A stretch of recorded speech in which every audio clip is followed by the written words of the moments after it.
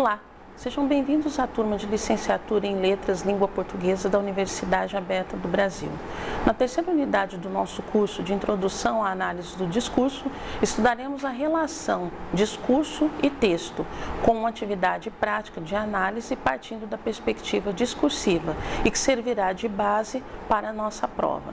Será analisado na unidade 3 o filme da Disney, O Rei Leão, à luz do que estudamos até agora. Discurso e texto.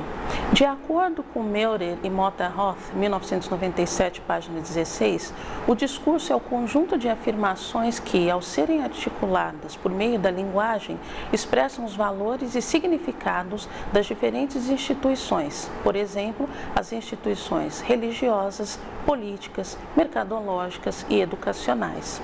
O texto, por sua vez, é a realização verbal, não verbal ou sincrética na qual se manifesta o discurso. Cada agrupamento social é controlado por um conjunto de instituições que têm suas práticas, seus valores próprios, seus significados, suas demandas, suas proibições e suas permissões, que exercem influência direta sobre os indivíduos que convivem dentro desses grupos. Nesse sentido, o discurso é o conjunto de valores e significados propagados por estes grupos para os demais sujeitos. Dessa forma, enquanto o texto é a produção linguística, imagética ou sincrética, o discurso se preocupa com o que existe por detrás dos textos, as ideologias, as crenças, os valores por ele veiculados. Assim, todo discurso é investido de ideologia, isto é, maneiras específicas de conceber a realidade. Ele também é o reflexo de uma certa hegemonia, isto é, o exercício de poder e domínio de uns sobre os outros. O discurso, segundo Kress, citado por Meurer e Motherhoth, 1997, página 16, organiza o texto e até mesmo estabelece como o texto poderá ser, quais tópicos, objetos ou processos serão abordados e de que maneira o texto deverá ser organizado. O discurso, nas ciências da linguagem, é uma organização situada para além da frase. Está submetido a regras de organização vigentes em um grupo social. Ele é orientado, pois se desenvolve no tempo e se constrói em função de uma finalidade, porém pode mudar de direção. Além disso, o discurso é uma forma de ação sobre o outro e não apenas uma representação do mundo. Ele é interativo, ou seja, trata-se de uma interatividade entre dois parceiros, cuja marca encontra-se no binômio eu-você, mesmo no caso da escrita. O discurso também é contextualizado, isto é, não se pode atribuir o sentido a um enunciado fora do contexto. Indo além, o discurso contribui para definir seu contexto, podendo inclusive modificá-lo. Assumido por um sujeito, remete a um eu, fonte de referências pessoais, temporais, espaciais, que também indica a atitude que toma com relação ao que diz ao seu co-enunciador. O discurso é regido por normas, uma vez que nenhum ato de enunciação pode efetuar-se sem justificar seu direito de se apresentar da forma como se apresenta. Como nos lembra Michel Foucault, outro analista de discurso, existe uma ordem do discurso. Determinadas falas só podem ocorrer em determinados lugares quando proferidas por determinados sujeitos. Universo de ocorrências. O universo de ocorrências é um espaço de interação entre discursos provindos de diferentes emissores e se dirigem ao mesmo público receptor. Por exemplo, propaganda de marcas de automóveis de luxo apelando ao mesmo público. Não é qualquer público a ser selecionado, mas o público da classe A, com idades variando entre 40 e 50 anos de idade. A concorrência é a busca por arregimentar cada um dos receptores para determinada marca, anulando ou desarticulando os demais concorrentes. Diante de tal complexidade e elementos que constituem a leitura, o leitor e o discurso, como ensinar a ler.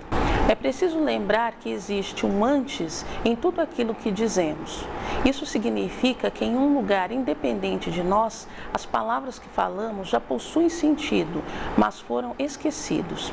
Esse interdiscurso, como assim o chamamos na AD, sustenta inclusive a possibilidade dos dizeres. Isso significa dizer que o interdiscurso é a memória discursiva que é estruturada pelo esquecimento, que é diferente do arquivo, o discurso documental, que é marcado pelo acúmulo.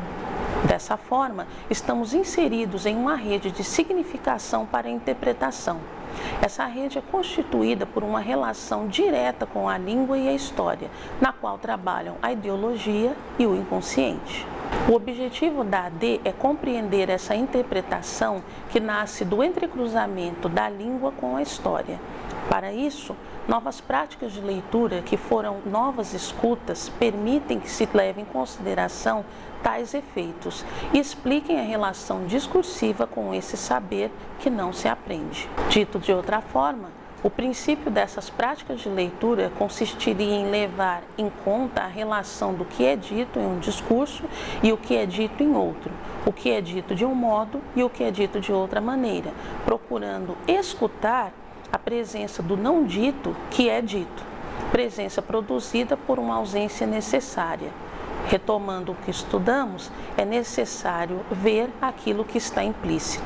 Ao sujeito, somente é possível acessar a parte do dizível, que são as diferentes posições dos sujeitos, que resultam em sua inscrição em diferentes regiões de sentido, isto é, as formações discursivas.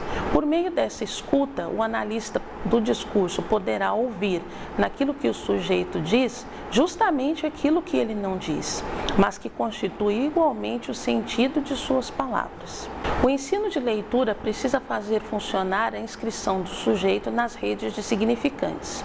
Acontece que, na própria produção discursiva, há a inscrição do outro. Se pensarmos o campo da leitura, a relação é a seguinte: a função autor tem seu duplo no efeito leitor, e isto está constituído na materialidade do texto.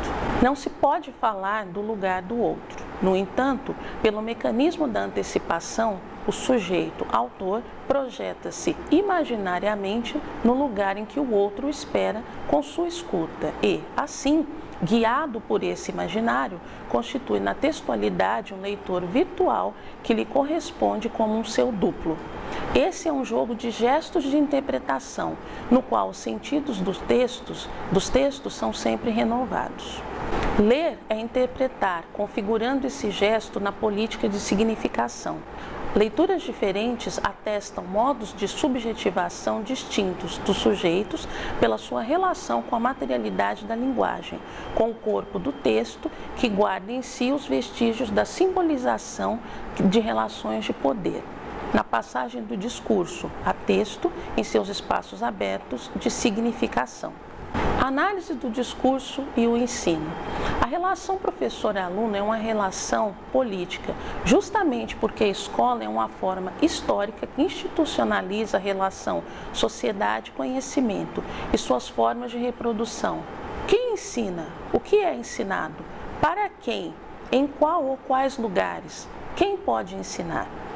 Dado que a escola se constitui como um espaço de conflito, o real da sala de aula é a heterogeneidade, a instabilidade, a polêmica, o litígio e a diferença.